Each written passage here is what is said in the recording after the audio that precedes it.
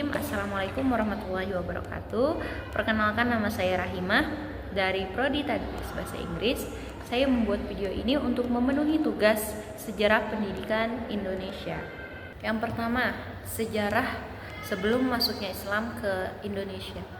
Di Indonesia itu masyarakatnya menganut paham animisme, Hinduisme, Budaisme. Jadi mayoritas agama orang Indonesia pada saat itu adalah Hindu dan Buddha, karena kerajaan-kerajaan yang muncul di awal itu adalah kerajaan-kerajaan Hindu dan Buddha, seperti kerajaan Majapahit, kerajaan Sriwijaya, dan kerajaan Kutai. Bagaimana cara Islam masuk ke Indonesia? Oke. Yang pertama yaitu melalui jalur perdagangan. Mereka berdagang, interaksi kepada penduduk-penduduk lokal sambil menjelaskan tentang agama mereka, yaitu agama Islam. Kemudian warga lokal ini tertarik, lalu masuklah mereka ke agama Islam. Ada 4 teori masuknya Islam ke Indonesia. Yang pertama adalah teori Arab, yaitu pedagang-pedagang Arab yang masuk melalui jalur perdagangan. Kemudian teori Persia sama, mereka juga masuk melalui perdagangan. Yang ketiga, pedagang-pedagang India yang disebut dengan teori Gujarat. Yang keempat adalah teori Melaka, masuk melalui Kesultanan Malaysia dan berdagang di Indonesia lalu menyebarkan agama Islam. Yang kedua, jalur pernikahan.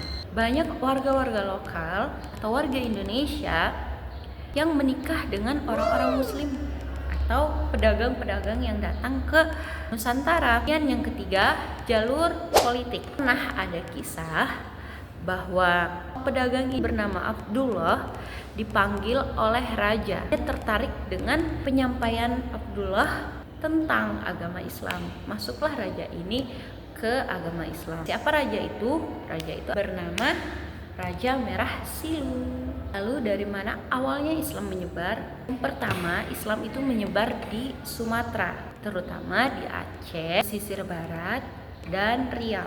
Yang kedua, Aceh menyebar luas di Jawa, terutama di Cirebon, Banten, dan Demak.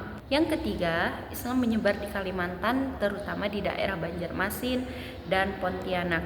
Lalu yang keempat, menyebar di daerah Sulawesi, tepatnya di Makassar. Kemudian menyebar di Maluku, di daerah Ternate dan Tidore. Kenapa agama Islam ini mudah diterima oleh rakyat Indonesia? Tentu dengan Wali Songo, yaitu Wali 9, yang menyebarkan Islam dengan cara yang mudah dipahami dan berbaur dengan adat yang ada di Indonesia.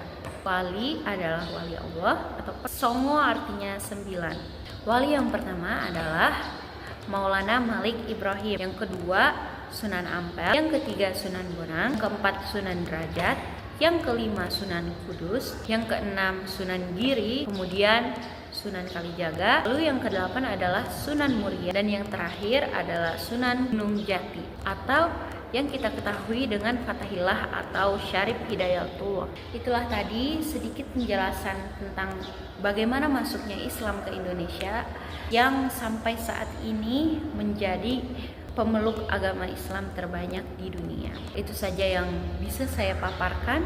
Mohon maaf atas segala hilaf dan salah. Terima kasih. Wassalamualaikum warahmatullahi wabarakatuh.